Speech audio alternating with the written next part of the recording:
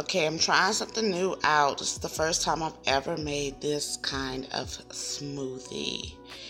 And as you already see, the ingredients. I'm using the coffee creamery, whatever you call it, to make it a little sweeter.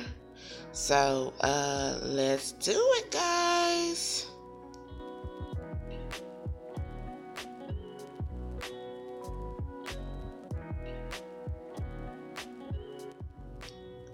Okay, now I'm about to add the wet ingredients, the milk and the creamer.